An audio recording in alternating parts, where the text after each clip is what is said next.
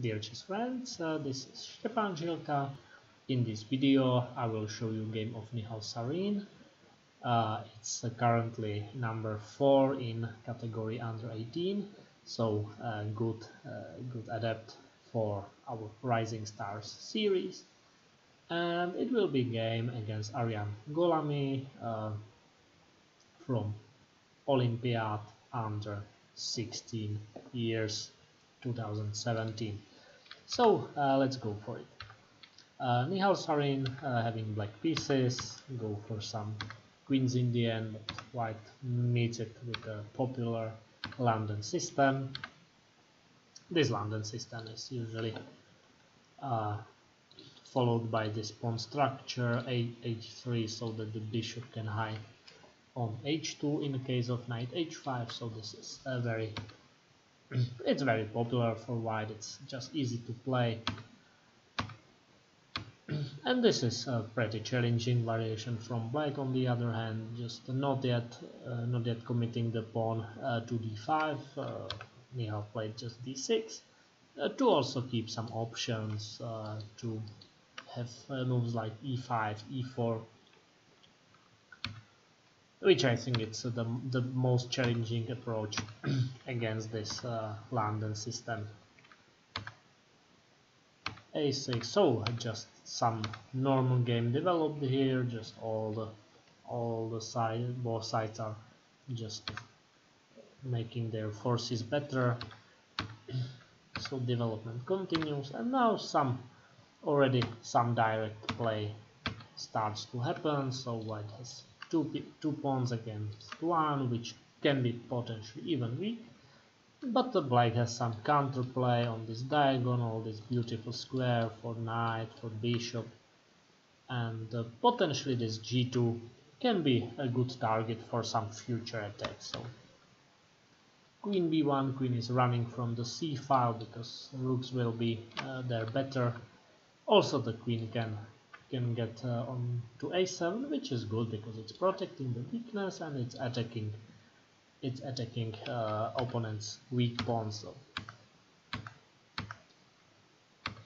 So this is just some development. The position is around equal. Probably already it's slightly better for black, but nothing overly serious. And now you already start to see that white's position can be hard to handle because black can try to win this b5 for his knight, and that it will be beautiful for him. And also with queen b7 he will just make big pressure along this diagonal with being doubled on this diagonal. It's usually a word for being doubled on the file, but now it's on the diagonal. So rook c3, white is making counterplay on the c file, so this game is still within some equal range. h6, knight b1, and bishop a3. So it's one of possible moves. You could play differently, rook b7, bishop b7, but black decides that he wants to make this pawn weaker, so just killing the protector of the pawn and getting d5 for one of his knights. So rook b2, and this rook b2 may be too passive. I don't know if it's okay. This knight takes before countering rook b2. It's a bit surprising move for me, but yeah, it's one of possible ways how you can play, because you will have some additional options once the queen leaves this diagonal, of course, to protect the knight also this way. I would generally not recommend you to go into pins like that, but it's just winning a pawn, and when it works, it's just fine.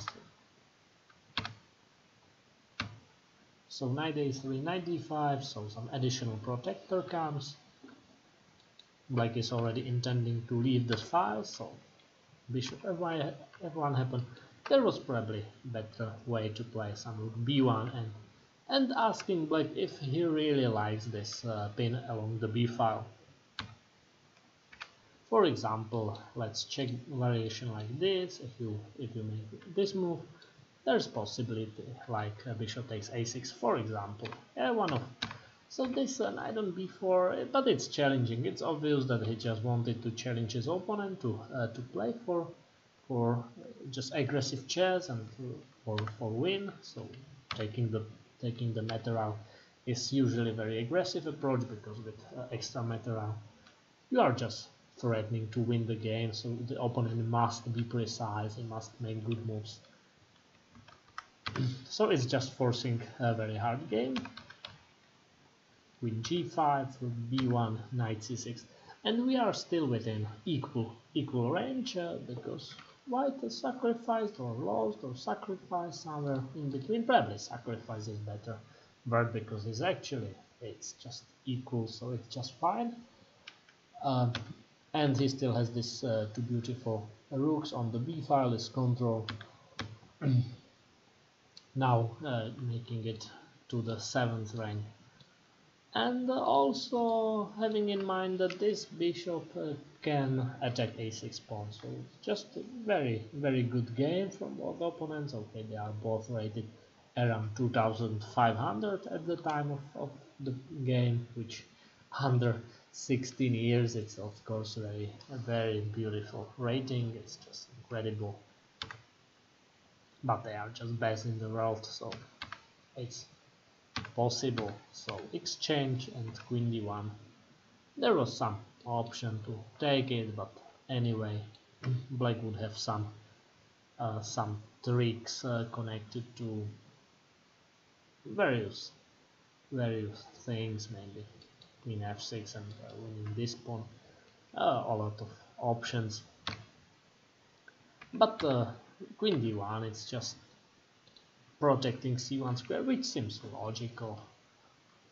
This queen c1 is not such a big threat, but usually this is pretty annoying when the queen is spinning you on the first rank, and sometimes threatening with some additional stuff like knight c3, knight e2, which is exactly what happened a bit later.